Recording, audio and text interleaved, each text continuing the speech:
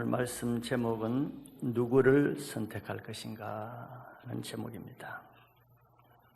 하나님은 우리에게 선택할 수 있는 큰 축복을 주셨습니다. 선택의 자유가 우리 인간을 얼마나 자유롭게 합니까? 선택의 자유가 없다고 하면은 우리는 나무나 돌처럼 부정적인 존재로 살 수밖에 없을 거예요. 식당에 가도 선택의 자유가 없으면은 짜장면 먹고 싶은데 김치찌개 먹어야 된다 그러면은 괴롭겠지요. 저 사람과 결혼하고 싶은데 이 사람과 저 사람과 결혼할 수 없다 그러면 괴롭겠지요.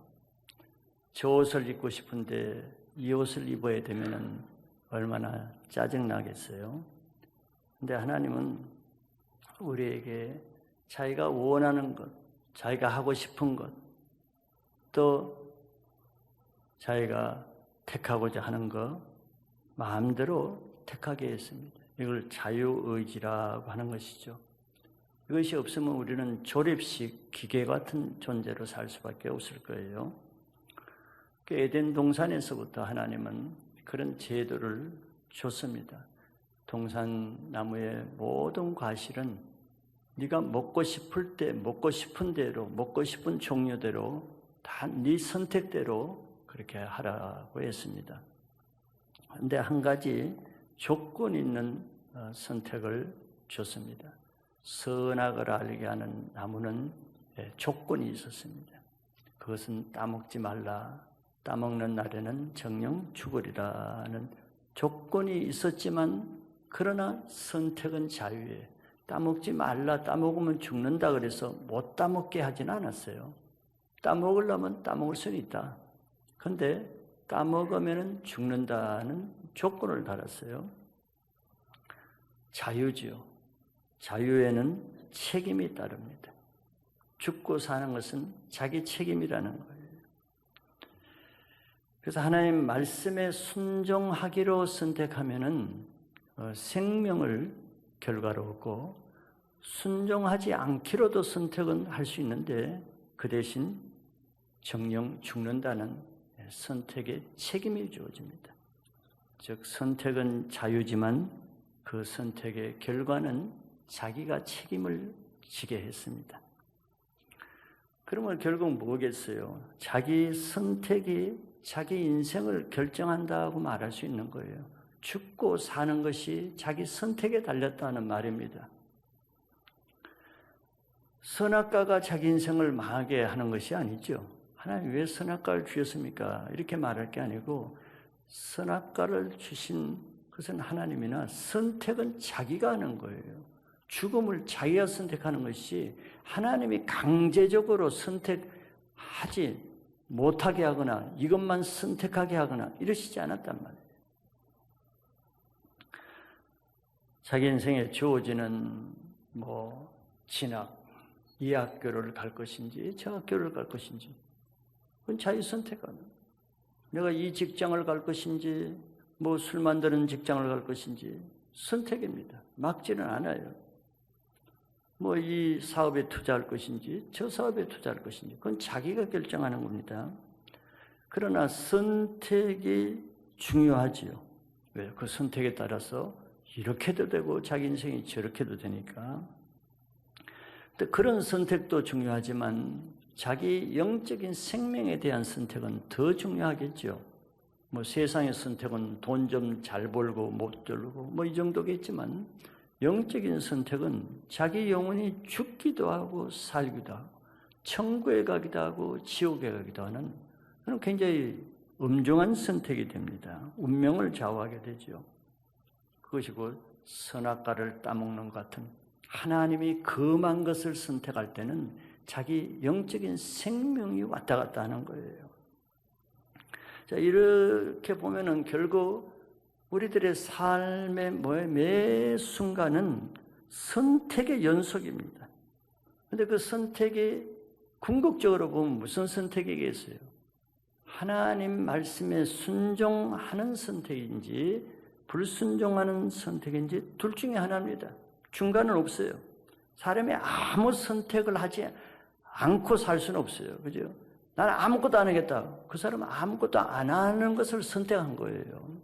선택을 안 할 수는 없습니다. 근데 그 선택은 하나님 앞에 하는 것이기 때문에 각 사람이 하나님 앞에 자기 중심을 달아 보이는, 자기가 하나님 앞에 달려 보이는 그 사건입니다. 자기 인생이 달려 보이는 거예요. 내가 작은 선택을 하지만, 작은 것을 하지만, 그러나 내 인생 전체가 하나님 앞에 달려 보이는 거예요. 자, 예를 들면 우리가 살아가다 보면은 뭐 어려움이 없을 수는 없잖아요. 자기에게 해코지를 하는 사람, 이유 없이 자기를 시기 하고 나쁘게 하는 사람. 자, 그럼 우리는 선택하게 되죠. 이 사람을 그래도 내가 사랑할 것인지, 미워할 것인지. 그건 자기 선택입니다. 뭐 미워하는 감정이야 들어올 수 있지만, 그러나 가인에게 하나님은 선택권을 얘기해 줬잖아요. 그러니까 죄의 소욕은 들어올 수가 있다. 그러나 그걸 다스릴 것인지 안 다스리고 그대로 본성대로 할 것인지 내 선택이란 말이에요. 아무리 저 사람이 나에게 악한 일을 해도 선택이에요. 저 악한 자를 내가 그래도 사랑할 것인지, 저 악한 자를 내가 미워할 것인지, 그 자기 선택입니다. 자기에게 정말 씻을 수 없는 상처를 주는 사람이 있을 수도 있죠. 그럼 우리는 또 선택입니다. 정말 저 사람은 용서받지 못할 정말 고약한 사람이다. 선택이죠. 그럼에도 내가 하나님의 말씀에 순종해서 용서할 것인지, 하나님의 말씀은 내가 알지만서도 절대 용서하지 않을 것인지, 결국 이게 무슨 선택입니까? 사람에 대한 선택이 아니에요. 내가 저 사람을 이렇게 할까 저렇게 할까 선택이 아니죠. 무슨 선택이에요? 하나님 말씀에 순종할 것인가 안 할 것인가, 하나님에 대한 선택이에요. 선택은 하나님으로부터 생명을 취할 것인지, 하나님부터 심판의 사망을 취할 것인지, 그것이 나에게 미치는 겁니다. 왜? 사람에게 한 게 아니니까. 하나님 말씀에 대해서 한 거니까 결과도 하나님으로부터 결과가 주어지는 거예요. 그런데 오늘 아침에도 여러분들이 많은 선택을 해서 이 자리에 있는 거예요. 아침에 어떻게 시작합니까? 내가 지금 일찍 일어날 것인가, 조금 더 늦게 일어날 것인가. 선택이죠. 선택이에요. 그리고 일어나자마자 내가 하나님을 찾을 것인가, 하나님 말씀을 찾을 것인가, 일어나자마자 먹을 것을 찾을 것인가, 냉장고로 갈 것인가, 핸드폰을 찾을 것인가. 선택이죠. 선택이 자기 행동의 열매예요. 예배를 올 때도 내가 오늘 교회에 가서 예배를 드릴 것인가, 그냥 안방에서 잠옷바람으로 예배 드릴 것인가. 선택입니다.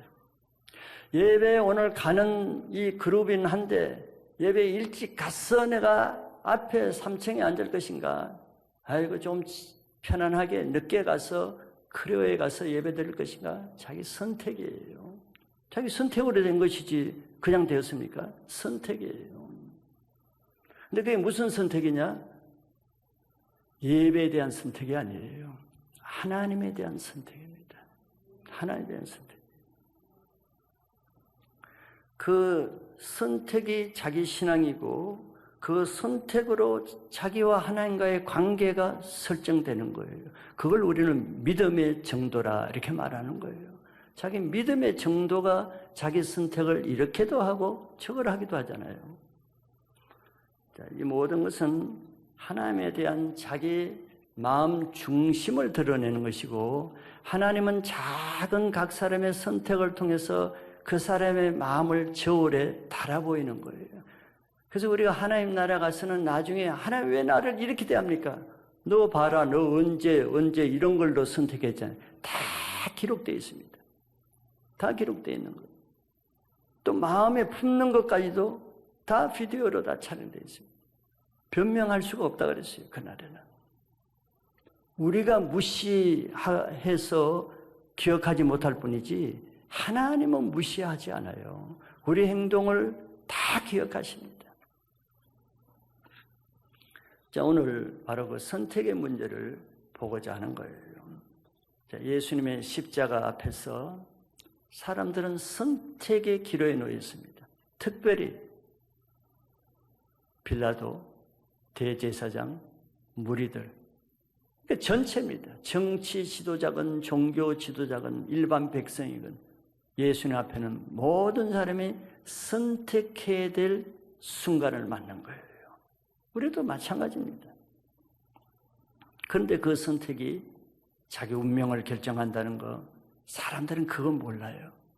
사람들은 어떻게 생각해요? 이 빌라도와 대제사장과 무리들은 내가 오늘 선택에 의해서 예수님의 운명이 결정된다. 우리가 예수님을 죽이기도 하고 놓을 수도 있다. 이렇게 생각하죠. 착각하지 마세요. 자기의 운명이 죽을 수도 있고 살 수도 있다는 걸 알아야 되는데 사람들은 반대로 착각을 해요. 예수님을 선택하면은 자기 운명의 영생을 얻을 것이고 예수님을 버리기로 선택하면은 자기 생명을 버리는 것을 자기가 선택하는 겁니다. 근데 사람들이 이렇게 생각하지 않지요. 사람들이 아까 말한 대로 자기가 상처 준 사람을 저 사람을 좀 미워하고 용서하지 못하면은 저 사람을 더 괴롭게 하는 걸로 생각하지요.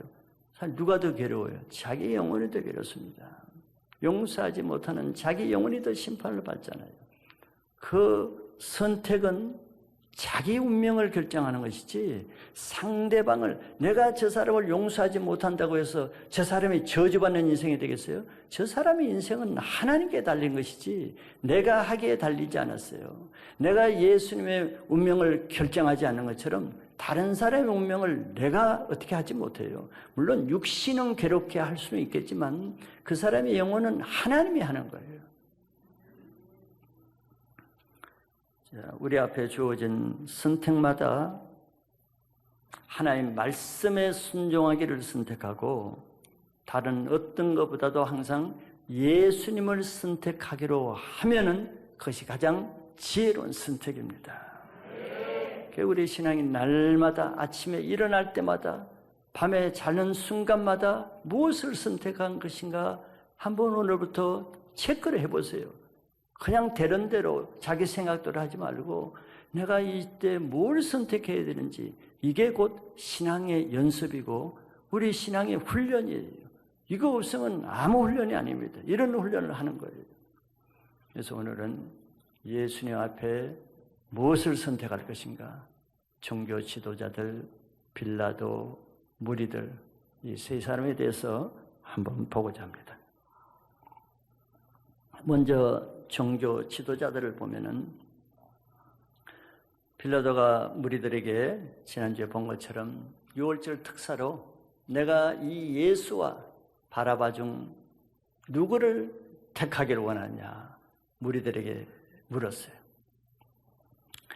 자, 이때 그 빌라도의 말을 듣고 초긴장을 했을 사람은 누구였을 것 같아요? 대제사장이었을 것입니다. 그 말이 어떻게 보면 좋은 말이기도 하지만 종교인들에게는 정말 초조하고 긴장된 초긴장 상태였어요. 왜냐하면 이들이 생각하는 것은 무리들이 뻔하게 예수를 택하고 바라바를 십자가에 내어주기를 바라는 그런 말을 할 것이라고 생각을 했기 때문이죠. 왜?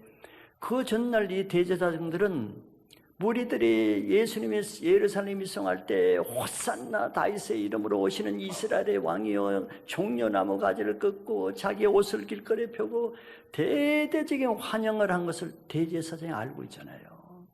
그럼 누구를 택하겠는가는 뻔한 거라고 무리들이. 이거 정말 초조하겠죠. 이거 다 된 밥에 지금 콧밭들이는 격이에요. 지금 예수 죽이기로 다 몰아갔는데 마지막 판에 이거 완전히 일이 틀어지게 생겼어요. 얼마나 초조했겠어요. 그래서 이들이 뭐 가만히 있겠어요. 그래서 그 짧은 순간에 인간적인 꾀를 내서 무리들을 선동하고 충동해서 이러이러 하니까 저 예수를 죽이고 바라바를 놓아줘야 되지 않겠느냐. 한 사람 한 사람씩 다 나서 장로들 나서고 서기관들 나서고 대제사장 나서가지고 온 무리들을 선동했습니다. 바라바를 놓아주고 저 예수를 죽이는 것으로 우리 그렇게 하자. 사람들을 꾀었죠. 참 상식적으로 종교 지도자들이잖아요. 대제사장이잖아요. 상식적으로 무리들이 설령 살인 강도 바라바를 택한다 할지라도 아무 죄를 행하지 않는 그 예수를 그러면 안 된다. 너희들이 정신이 있느냐? 상식적이지 않다고 이렇게 말하면서 무리들을 설득해서라도 저 강도 같은 저 사람을 죽여야지 예수를 죽이면 되겠냐. 이렇게 말려야 될 사람들이 지금 반대로 행하고 있죠. 아무도 믿을 게 없어요. 즉 대제사장이라고 믿을 수가 없어요. 율법을 성경을 박사학위로 받는 서기관으로 해서 믿을 것도 없고 백성들의 존경을 받아서 장로가 됐다고 해서 믿을 수가 없어요. 아무도 믿을 수가 없어요. 오히려 백성들이 순수하게 호산나 찬송하면서 예수님을 믿고 따르는 백성들의 믿음을 오히려 가로막고 실족하게 하고 믿는 백성들을 믿지 못하게 하는 이런 일을 지금 하나님의 대제사장이 하고 있어요. 놀라운 일이죠. 거꾸로 가는 시대. 오히려 죄를 짓도록 메시아를 죽이도록 조종을 하고 있어요. 자, 이렇게 예수를 잘 믿는 백성들을 믿지 못하게 방해하는, 즉 실족해 하는 자에게는 더 큰 죄가 있다 그랬습니다. 요한복음 19장 11절에 보면 예수님이 빌라도에게 뭐라고 말했냐면은 나를 내게 넘겨준 자의 죄는 더 크도다 이렇게 말했어요. 빌라도의 죄도 크지만 나를 너에게 넘겨준 자의 죄 누구겠어요? 대제사장들입니다. 그들의 죄는 더 크다 그랬어요. 그들은 자기들만 죄를 짓는 것이 아니고 무리들까지 빌라도까지 죄를 짓게끔 조종하는 자이기 때문에 그들의 죄는 더 심각하다 그랬어요. 하나님은 선택권을 주지만서도 그 선택권 안에는 좋은 것을 선택할 기회도 항상 주고 악한 것을 선택할 것도 주는 거예요. 즉 좋은 것을 의를 선택할 기회를 먼저 주십니다. 그래서 우리들이 다 죄를 지을 때도요. 그 죄를 택하지 않고 의를 택할 수 있는 은혜를 줘요. 기회를 주십니다. 근데 많은 사람이 죄를 짓는 사람은 그 하나님이 주신 선을 행할 기회를 무시하기 때문에 그런 선택을 하는 거예요. 대제사장 이들에게도 예수님이 한번 기회를 줬죠. 내가 너희들이 말하는 그 그리스도다. 예수님을 받아들일 수 있는, 예수님을 선택할 수 있는 기회를 예수님이 줬어요.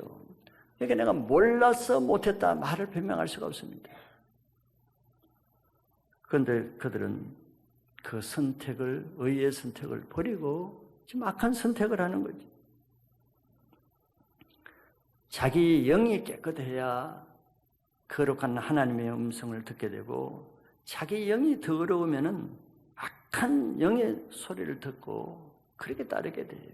대제사장과 서기관 장로들의 영이 정말 하나님의 거룩한 직분을 행했다 그러면 그때 하나님의 아들이 말씀하시는 내가 그리스도라는 그 진리의 말씀이 영으로 들렸겠죠.